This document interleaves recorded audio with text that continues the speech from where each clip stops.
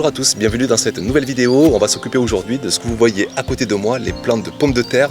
Ici j'arrive à un stade de la culture où il est très important de buter les plants. Je vais vous expliquer en quoi consiste ce geste, pour quelles raisons on le réalise. Il y a plusieurs finalités à bien buter ces plants. D'ailleurs je ne l'ai pas assez fait dans le passé. J'ai passé plusieurs saisons à manquer de productivité à cause de ça. Donc on va voir tout ça en détail dans cette nouvelle vidéo.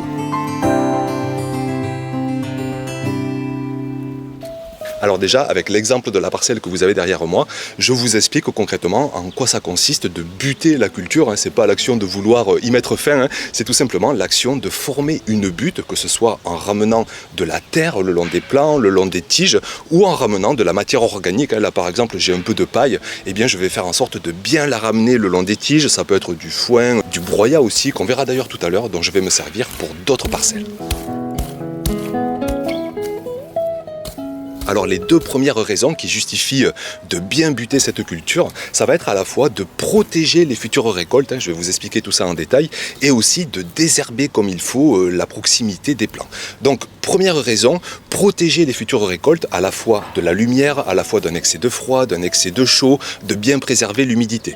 À savoir que les pommes de terre, lorsqu'elles se développent, il ne faut surtout pas qu'elles se retrouvent à la lumière, sinon elles vont verdir, elles vont sécréter ce qu'on appelle de la solanine et elles vont devenir inconsommables. Et comme selon les variétés, c'est plus ou moins variable, mais souvent quand on plante un tubercule, les pommes de terre vont se développer à la même surface, mais vont parfois se développer au-dessus. Et elles vont donc se retrouver à la pleine lumière. Et ça, il ne le faut surtout pas, et c'est pourquoi on conseille souvent de buter la culture, que ce soit avec de la terre, avec de la matière organique.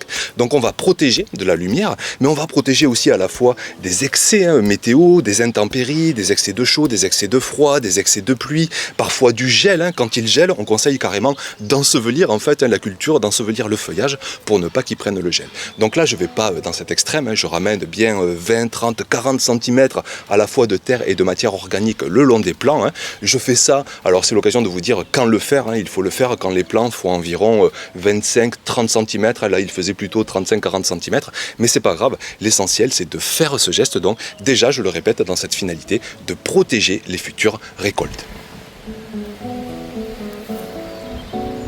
Et puis deuxième raison, donc, c'est d'en profiter pour désherber la culture, pour faire quelque part place nette. D'ailleurs, souvent on dit la culture de la pomme de terre, elle est chouette parce qu'elle nettoie le sol, mais ce n'est pas la culture en soi qui nettoie le sol. C'est justement le fait de buter la culture qui entraîne un nettoyage parce qu'on va ramener de la terre, on va ramener du paillage, on va biner, on va passer le râteau et on va désherber, on va enlever les herbes qui font parfois trop de concurrence à la culture. Donc ici, j'en ai très peu, c'est pas la raison première pour laquelle je fais ce geste, mais à savoir que de buter la culture de pommes de terre, souvent ça permet notamment de désherber, de nettoyer le sol et de donner donc un maximum de place, un maximum de nutriments, un maximum d'eau qui va être entièrement consacré à la culture et non pas aux herbes indésirables à côté.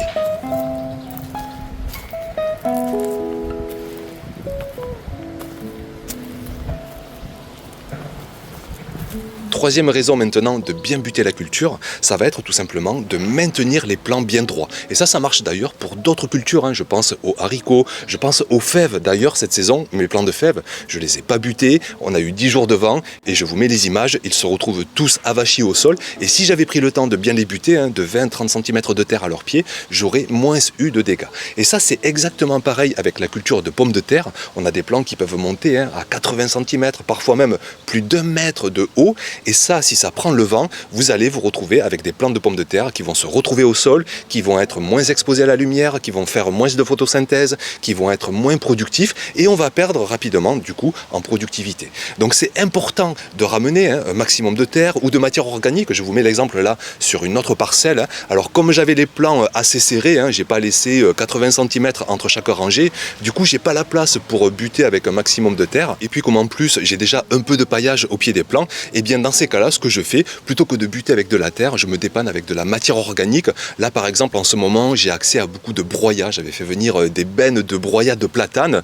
Donc, je prends ma brouette, je vais en récupérer, mais alors, je vous dis, une bonne quantité, et je prends le temps, tranquillement, de déverser un maximum de cette matière organique au pied de mes plants. Je mets bien, mais vraiment, 30-40 cm, et comme en plus, je suis un petit peu en retard là pour buter, les plants font déjà quasi 40-50 cm, donc j'y vais au max, je mets 30 30-40 cm d'épaisseur tout autour des plants. Et de cette façon-là, alors c'est un peu moins efficace, hein, c'est un peu moins dense que la terre, mais ça fait le job, hein, vraiment d'avoir un broyat quand même assez dense, assez épais, qui fait assez de poids. Et bien les plants vont vraiment bien se maintenir parfaitement droit. Et ça va tout simplement générer une meilleure vigueur, une meilleure productivité de la culture.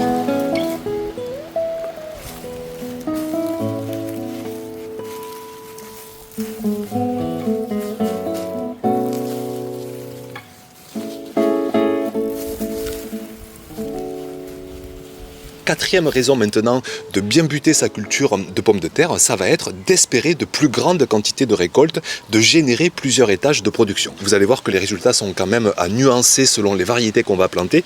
Donc je vais vous montrer un autre exemple encore sur une autre parcelle. Alors celle-ci, je ne vais pas buter avec de la terre, non plus avec du paillage, enfin avec un peu de paillage, mais je vais faire aussi avec du compost grossier. J'ai la chance d'en avoir beaucoup, hein. C'est tous les restes de culture que je composte de la saison dernière, plus des végétaux de mon terrain.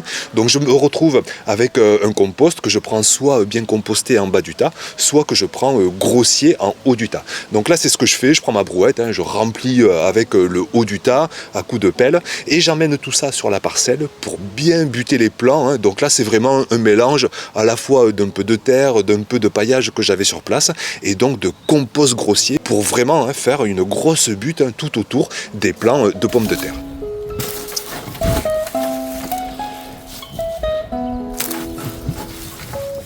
Donc, est-ce que ce geste va générer plus de récoltes? Est-ce que des pommes de terre vont se produire directement dans la butte?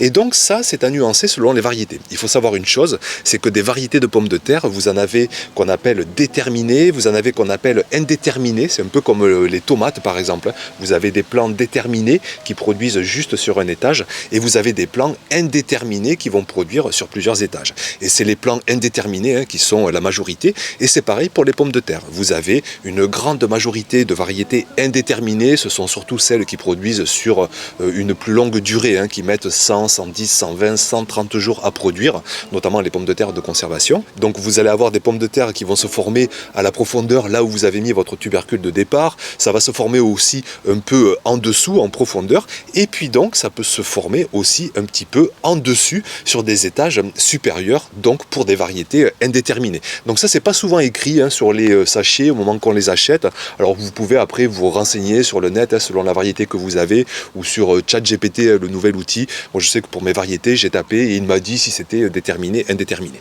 Donc pour ces variétés indéterminées, le fait de ramener, que ce soit de la terre, du paillage bien dense, hein, pour que vraiment la lumière ne passe pas, c'est vraiment intéressant de faire ce geste-là pour espérer des étages supplémentaires de production. Alors après, on ne va pas décupler les quantités, hein. La majorité va se former à la profondeur là où on a mis le tubercule, mais vraiment, on peut espérer, on verra dans 5, 6, 7, 8 semaines, on ira gratouiller dans les buttes que j'ai formées et on verra si des pommes de terre se sont formées au-dessus de la zone de plantation, hein, que j'avais fait à l'origine, à 20, 30 cm, enfin à 10, 15 cm sous terre. On verra si des pommes de terre se seront développées au-dessus de cette zone de plantation.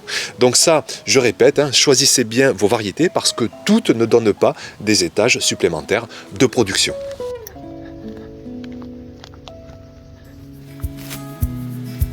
Donc voilà ce que je souhaitais partager avec vous dans cette vidéo. L'importance vraiment de bien buter la culture, hein, pour l'avoir pas assez fait les saisons précédentes. Hein. Vraiment, je sais que j'ai perdu de la quantité de récolte avec des plants qui tombaient au sol, avec une production qui n'était pas optimale. Donc vraiment, je pense qu'il est important de faire ce geste. Je sais aussi que vous êtes nombreux, hein, à parfois juste poser les patates en surface et ramener une grosse quantité de matière organique, hein, comme si on faisait un gros butage dès le départ. Ça marche bien. Moi ici, je le fais pas parce que j'ai souvent trop de sécheresse, un sol qui est pas assez humide, donc je préfère vraiment enterrer les patates sous terre à une zone où la température est meilleure et pas trop chaude.